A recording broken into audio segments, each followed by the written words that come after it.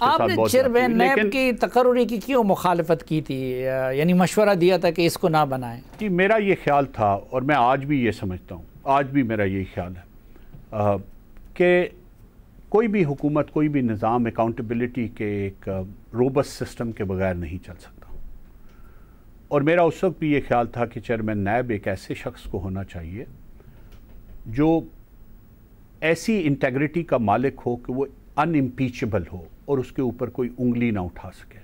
اور مجھے اپنے ذاتی ایکسپیرینس سے یہ پتا تھا کہ وہ اس پہ کہیں دور دور سے بھی پورے نہیں اترتے. میں تفصیل میں نہیں جاتا کیونکہ میری دشنام ترازی کی عادت، لوگوں نے دیکھ لیا، مجھے کہنے کی ضرورت نہیں.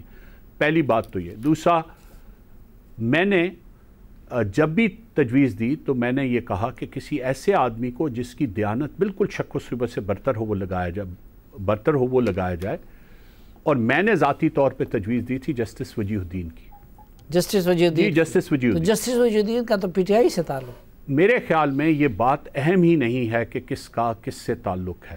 اگر اس آدمی کی بنیادی انٹیگریٹی درست ہے، اگر وہ قانون اور آئین پہ عمل درآمد کرنے والا ہے، ذاتی ہمدردی تو ہر کسی کے ساتھ ہوتی. میں آج بھی یہ سمجھتا ہوں کہ اگر جسٹس وجیہ الدین چیئرمین نیب ہوتے تو میرے پہ یہ دونوں کیسز نہیں بنتے، میں گرفتار نہیں ہوں. اچھا، اب اعظم خان صاحب پرنسپل سیکرٹری تھے اس دوران اور بڑے با اختیار بھی تھے، ہر طرف تعلق بھی تھا. اپنے دور میں آپ نے ان کی بڑی سرپرستی بھی کی، تو انہوں نے بھی آپ کے ساتھ اس ظلم کا راستہ روکنے کے لیے کوئی کردار ادا نہیں کیا؟ یہ جواب تو وہ دے سکتے ہیں، لیکن مجھے اتنا معلوم ہے کہ خان صاحب نے پرائم منسٹر بننے کے بعد کہا کہ جی پرائم منسٹر سیکریٹریٹ کا تمام ریکارڈ جو ہے وہ دیکھا جائے. تو 4 مہینے تک ان کی سلیکٹ کردہ ایک ٹیم جو ہے وہ ایک ایک کاغذ کو دیکھتی رہی، جس کے بعد آپ کے خلاف جی کہ میرے دستخطوں سے کیا کیا کام ہوئے ہیں. تو ارباب شہزاد صاحب اور اعظم خان صاحب نے دونوں نے پرائم منسٹر صاحب کو، میرے علم میں جہاں تک آیا ہے، میں لازمی بات ہے وہاں پہ موجود تو نہیں تھا، انہیں یہ کہا کہ جی اس سے بہتر پرائم منسٹر آفس کو رن نہیں کیا جا سکتا تھا. لیکن خان صاحب کی بہرحال ناراضگی اپنی جگہ تھی. خان صاحب آپ پہ کیوں تپے ہوئے تھے؟ صرف اس لیے کہ آپ نواز شریف کے پرنسپل سیکرٹری تھے یا کوئی اور وجہ بھی تھی؟ جی یہ تو ان کے ایک ذہن کی اپج ہے. انہوں نے یہ بارہا کہا ہے اور یہ پبلک ان کی سٹیٹمنٹ ہے بہت سے لوگوں کی موجودگی، کہ میں یہ ماننے پہ ہی تیار نہیں ہوں کہ کوئی شخص جو ہے وہ ان کے ساتھ کام کرتا اور وہ بے ایمان نہ. اب اس طرز استدلال کا تو کسی کے پاس کوئی جواب نہیں. عارف نقوی کا بھی کوئی معاملہ تھا جس پہ آپ سے ناراض؟ جی وہ ایک بہت بڑا معاملہ ہے، وہ ایک بہت. اور میں دیکھیں نیب کی حراست میں نے کہا کہ اگر آپ لوگوں کا پرپز احتساب ہے، اگر آپ واقعی پاکستان کو گندگی سے صاف کرنا چاہتے ہیں اور آپ سمجھتے ہیں کہ جی پاکستان کی پاورفل پرسنالٹیز کو اکاؤنٹیبل کرنا چاہیے، تو ایک کیس ہے جو اس وقت واشنگٹن کی ڈسٹرکٹ کورٹ میں فائل ہوا ہے جس کا تعلق پاکستان سے ہے، اور وہ کرپشن کا کیس ہے، اور وہ کیس عارف نقوی اور کے الیکٹرک کا ہے. تو آپ مہربانی کریں ذرا کے الیکٹرک کے کیس کو کھول لیں، آپ کو سب پتہ چل جائے گا کہ کون کون کس نے کیا.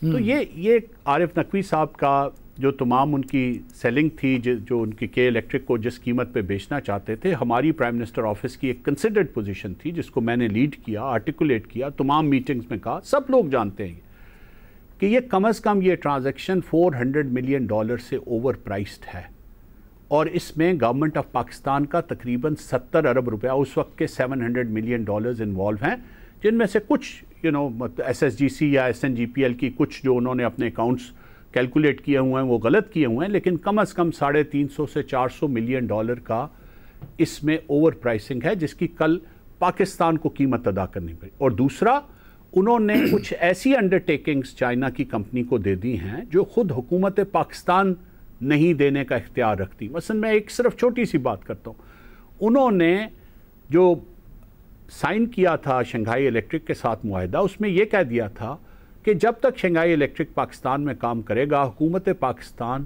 کبھی بھی اپنی ساورن امیونٹی کی کلاز جو ہے اس کو انووک نہیں کرے گی. ٹھیک. جب یہ مسئلہ کیبنٹ کمیٹی آن انرجی میں آیا تو میں نے سب کی موجودگی میں کہا پرائم منسٹر کو، میں نے کہا پرائم منسٹر صاحب یہ اختیار تو آئین اور قانون آپ کو نہیں دیتا کہ آپ پاکستان کی ساورن امیونٹی کی کلاز کو رائٹ آف کر دیں، تو 2 پرائیویٹ پارٹیز آپس میں بیٹھ کے یہ فیصلہ کس طرح کر سکتی ہیں؟ یہ منٹس کا حصہ ہے، میری زبان پہ نہ جائیں.